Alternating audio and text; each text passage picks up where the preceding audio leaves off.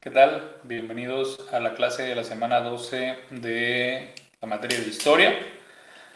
El día de hoy vamos a empezar con la continuación del tema anterior, que es la burguesía y las revoluciones liberales. En el tema anterior conocimos un poquito sobre la definición de quiénes eran los burgueses, ya lo habíamos platicado anteriormente, ya tenemos un poquito de conocimiento de quiénes son estas personas, de por qué se les define como burgueses, pero vamos a ver ahora la influencia de estas en las revoluciones liberales, cómo este grupo social, cómo esta nueva clase social empieza a tener un poco más de empuje en la vida política de Inglaterra, sobre todo, y que después se extiende a toda Europa, y al final estas ideas llegan a atravesar el continente, atraviesan los océanos y se esparcen por todo el mundo. Entonces, a partir del contexto anterior, queda una pregunta. ¿Qué habrá motivado a los burgueses a armar una revolución? Ya sabemos que existen las revoluciones burguesas, pero qué motivó a estos burgueses a iniciar esta revolución? Piensen en los comerciantes de hoy en día, háganse esa idea, piensen en las personas que podríamos definir el día de hoy como burgueses. ¿Qué motivos tendrían ellos también para hacer una revolución? Vamos a comparar las dos partes del tiempo, los burgueses de antaño, con la clase que podríamos asemejar o comparar con la burguesía actualmente. Desde la Edad Media, Inglaterra había organizado un parlamento como parte importante de su gobierno, dividido en dos cámaras. Ya habíamos trabajado también un poquito el parlamento, sabíamos que eran quienes tomaban ciertas decisiones. Bueno, Inglaterra había decidido dividirlo en dos cámaras. La Cámara de los Lores, que eran los nobles, que era estas personalidades con ascendencia de reyes, de la nobleza, vaya, y la de los comunes, la Cámara de los Comunes, que era la cámara en donde estaba contemplada toda la burguesía. Estas personas que únicamente lo que tenían hasta el momento era poder económico. Era un lugar, el Parlamento, donde los representantes de diferentes grupos sociales podían exponer sus problemáticas con la idea de obtener soluciones. Sin embargo, muchas ocasiones los reyes ignoraban a las cámaras o las disolvían si no encontraban el apoyo que buscaban o les eran francamente opositoras. ¿Qué quiere decir? A veces estas cámaras en donde se exponían los problemas y se trataba de darle soluciones a esos problemas realmente no eran tomadas en cuenta. Los reyes a veces decidían que lo que estas personas decían realmente no tenía mayor importancia, decidían desecharlo por completo y a veces estas cámaras eran completamente desintegradas. Si el rey decidía, pues esta cámara no me está apoyando en lo que yo necesito, pues vamos a deshacerla. ¿Okay? Vamos a restarle esta importancia. En el siglo XVII, Carlos I ignoró los acuerdos del Parlamento e incluso convocó a su disolución. No obstante, en esta ocasión la Cámara de los Comunes reaccionó de inmediato y exigió que el rey respetase su autonomía. En muchas partes del mundo existió esta oposición a los reyes, a la decisión unilateral y centralista de que ellos fueran los únicos quienes podían repercutir la toma de decisiones. Alrededor del mundo existe la importancia de estas cámaras de representantes para que el poder absoluto sea disminuido. Sin embargo, ciertas personalidades pues empezaron a tratar de menoscabar este poder y ordenaron su disolución. Muchas cámaras, en este caso la de Carlos I, le hizo frente al rey y le exigió que respetara su autonomía. ¿A qué nos referimos con autonomía? Son estos organismos en donde no dependen y no reciben indicaciones de nadie más que de las personas que le integran. Después de un enfrentamiento militar entre las tropas del rey y el ejército del parlamento, que era liderado por el hacendado y comerciante Oliver Cromwell, todo esto en Inglaterra, en 1649, triunfaron los parlamentarios y acusaron al rey de traición al pueblo y se decidió darle muerte por decapitación. Aquí podemos ver la fuerza y el poder que llegaron a tener estas cámaras de representantes, estos parlamentos. En este momento Inglaterra abandonó el gobierno monárquico absolutista y se convirtió en una república parlamentaria. decir, pasamos de una forma de gobierno en donde todo giraba alrededor de las decisiones de la monarquía, de los intereses de la monarquía, y pasamos a formar parte de una república parlamentaria, es decir, una república en donde estos parlamentos y las ideas que se vierten dentro de ellos, pues empiezan a ser mucho más importantes. Ya no gobernaría el rey, sino el parlamento.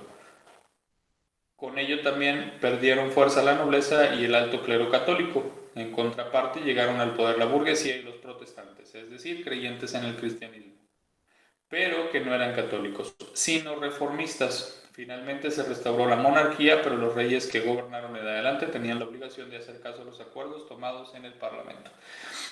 Después de que se trata de disolver el Parlamento, Oliver Cromwell lidera esta revolución parlamentaria, esta primera revolución burguesa.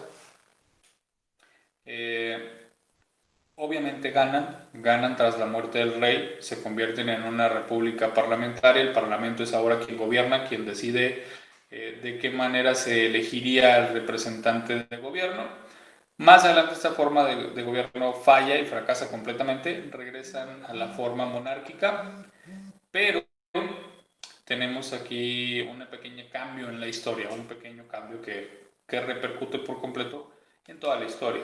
Y es que ahora los reyes que gobiernan, sí, están obligados a respetar todas las decisiones que tome el Parlamento, o por lo menos discutirlas y tratar de resolverlas mediante la autonomía de estos organismos. ¿Ok? Ahora, con todo esto que acabamos de escuchar, de platicar y de ver, vamos a contestar estas preguntas. La primera, ¿cuál fue el papel de la burguesía en la Revolución Inglesa? Y si tuvo el papel de líder o siguió a otros grupos.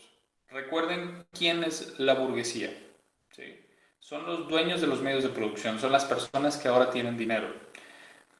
¿Cuál fue el papel de esta burguesía en esta revolución? ¿Fueron importantes? ¿Ellos la propiciaron? No. Consulten la biografía de Oliver Cromwell para que tengan una idea de cuál fue el impacto de la burguesía en esta revolución. Y por último, en este tema en concreto, si la burguesía tuvo un papel de líder, es decir, quien inició esta revolución, o siguió otros grupos. ¿Fueron otros grupos quienes iniciaron la revolución o fueron ellos mismos quienes lo hicieron a través de otros medios? ¿Sí? Bueno, vamos a cambiar de tema. Ahora, entre todas estas ideas en Europa tenemos un movimiento cultural y social enorme, es la Ilustración. Y vamos a hablar de su efecto transformador. Sabemos que pues todos los movimientos revolucionarios en Europa y en América están centrados en este movimiento, en el movimiento de la Ilustración. Entonces, su efecto transformador trasciende las fronteras de donde fue iniciado el movimiento del siglo de las luces, que fue larguísimo, pero repercute positivamente en la historia del mundo. Porque al mismo tiempo que la burguesía fue crecimiento y adquiriendo poder económico en Europa, hubo otro movimiento social de gran importancia, que es la Ilustración, que finalmente iba a coincidir con los intereses de estos burgueses. En la Edad Media, el cristianismo era la religión dominante en Europa, y en esa forma de pensar la explicación de muchos hechos que sucedían en la naturaleza o en las acciones humanas se atribuían a la voluntad divina. ¿Qué quiere decir? Bajo la idea y bajo la creencia del cristianismo, todas las respuestas estaban dentro de la religión. Todo lo que sucedía era atribuible a una divinidad. De esta manera, Dios era el responsable de poner a los reyes como gobernantes. Se le conocía como el derecho divino. ¿Sí? También era el motivo de que hubiera sequías o buenas cosechas. Y se decía que una persona se enfermaba o se salvaba porque Dios así lo había querido. Esto es antes de la Ilustración, ¿ok? Todas estas ideas del cristianismo, de los cambios, son antes de la Ilustración. Después, los efectos de la Ilustración son un poco más grandes, van más allá. Se involucraba la voluntad divina para darle explicación a muchos acontecimientos como las catástrofes, las epidemias o incluso la forma de gobierno absolutista de los reyes. Si los reyes decidían que su forma de gobierno iba a ser absoluta, que nadie les dijera que no a nada, pues en esta forma de creencia se le atribuía a que Dios así lo había querido. ¿Sí? Si Dios había querido que el rey fuera de esa manera y que así fuera el rey, no lo podíamos cambiar porque era la voluntad de Dios. ¿Ok? En contraparte, desde el humanismo del siglo XVI, que empieza a mediados del siglo XV, se fueron creando otras formas de explicar el mundo a partir de la observación de la naturaleza sin la necesidad de recurrir a Dios. A esta forma de pensamiento se le denominó racionalista. ¿Por qué? Porque estaba centrado y basado en la razón. Es decir, que usaban el razonamiento y no la fe para dar explicaciones. Gracias al desarrollo del racionalismo, y no a la fe para dar explicaciones. En el siglo XVIII se dio pie a otra corriente de pensamiento llamada la Ilustración.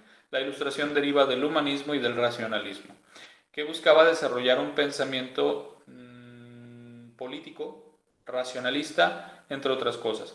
Los hombres ilustrados, que son las personas que desarrollan las ideas en este periodo, fomentaron la igualdad política, la tolerancia religiosa y una nueva forma de gobierno que se oponía al absolutismo.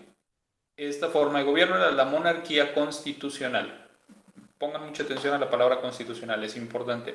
Esto quería decir que el rey debía obedecer a las leyes antes de hacer lo que su voluntad divina le dictara.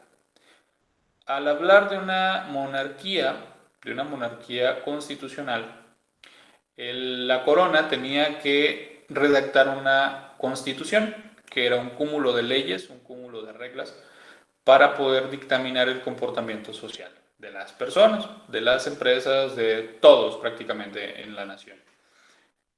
Y la monarquía constitucionalista lo que buscaba era que el rey obedeciera a estas leyes antes de hacer lo que él quisiera. ¿Sí? En alguna ocasión hablamos de Rousseau. ¿Sí? Esta persona, ¿qué hizo? Esta persona, nacida en 1712 y fallecida en 1778, propuso, junto con otros pensadores, la idea del contrato social, es decir, un acuerdo fundamental en el que se establecieron las funciones del Estado, del gobierno, sus alcances, sus límites, así como los derechos y obligaciones de las poblaciones. Digamos que el contrato social juntaba prácticamente todo lo que todas las personas tenían que hacer. De aquí también surgió la idea de la soberanía del pueblo. ¿Qué es la soberanía? Esto es que la sociedad en su conjunto, y no exclusivamente la personalidad del rey, tienen derecho de tomar las decisiones importantes y que le dan orden y sentido a toda la sociedad. Eran ideas revolucionarias, no hay ninguna duda. ¿Por qué? Porque iban en contra de todo lo que existía y toda la forma de pensamiento que había en ese momento. Y requerían de grandes cambios para poder ser aplicadas. Muchos de los de los planteamientos políticos de Rousseau fueron tomados como base para la formación de naciones y estados modernos. Un ejemplo de ellos son los Estados Unidos. Los Estados Unidos, como lo vimos en el tema de la independencia de las 13 colonias, toma como ejemplo la Ilustración y lo convierte en gobierno. Y el contrato social lo toma como ejemplo, utiliza esto para basar su declaración de independencia y al mismo tiempo para fundamentar su constitución. ¿Ok? Como podemos imaginar, el pensamiento ilustrado fue rechazado completamente por el sistema monárquico absolutista. ¿Por qué? Porque les quitaba el derecho de poder decidir y hacer lo que les viniera en gana, ya que lo cuestionaba de raíz, de fondo. La igualdad política iba en contra de las jerarquías impuestas por la aristocracia. Anteriormente existía, digamos, una pirámide en donde el pueblo era la base y en cuanto íbamos subiendo de nivel, iban siendo menos personas, iba siendo menos población, menor porcentaje de la sociedad quienes tenían los derechos de la cima de la pirámide. La tolerancia religiosa se oponía a los privilegios del alto clero de la Iglesia Católica. Las ideas del contrato social y la soberanía del pueblo iban en contra del poder del rey directamente, como se los había dicho. Entonces, piensen ustedes, ¿consideran que en la actualidad existen algunas ideas que cuestionan la forma de gobernar y los privilegios de ciertas clases sociales? Tenemos algunas ideas rondando en el tiempo, en nuestro tiempo, que se opongan a la forma de gobernar. ¿cuáles son las principales o las que ustedes consideran las principales formas de pensar en ese sentido? ¿Ok? Ahora, van a hacer lo siguiente. Con este cuadrito que están viendo en su pantalla del tema la ilustración y su efecto transformador, ustedes van a hacer lo siguiente. Van a contestar esta pregunta. ¿En qué consiste la novedad de cada planteamiento? ¿Ok? No es parlamento, es planteamiento. ¿Sale? La palabra ahí tiene que ser planteamiento. No parlamento, planteamiento. Vamos a modificarla por aquí.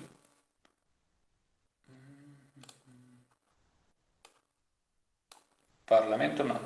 Tiene que ser planteamiento.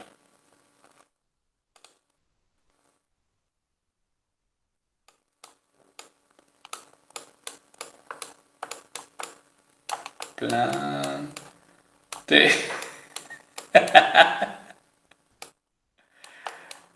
Planteamiento. Listo. Planteamiento. ¿Cuáles son los planteamientos? Estos. ¿Qué es lo que tenemos que contestar? ¿Cuál es la novedad en cada uno? ¿Qué cambia de la antigua forma de gobierno a lo que ellos pensaban? ¿Sí? ¿Qué es lo que nos piden cambiar o qué es lo que proponen cambiar? ¿Qué es lo que presentan diferente? Vamos a ver las ideas de John Locke, las afirmaciones de Locke, las afirmaciones de Montesquieu, Voltaire y Rousseau. Locke afirma en su obra Tratado acerca del gobierno que un Estado debía originarse a partir del consentimiento voluntario de la gente y que los gobernantes tenían la obligación de proteger sus derechos. ¿Cuál es la novedad ahí? ¿Okay? ¿En qué se diferencia a la monarquía absolutista cuando los reyes tenían todo el control? Montesquieu, en El espíritu de las leyes, que es un texto suyo, incluyó una de las propuestas más importantes de la política de Estado, que es la separación de poderes en legislativo, ejecutivo y judicial. En este también, ¿cuál es la novedad? Voltaire criticó la intolerancia religiosa y en contraparte propuso la libertad de pensamiento.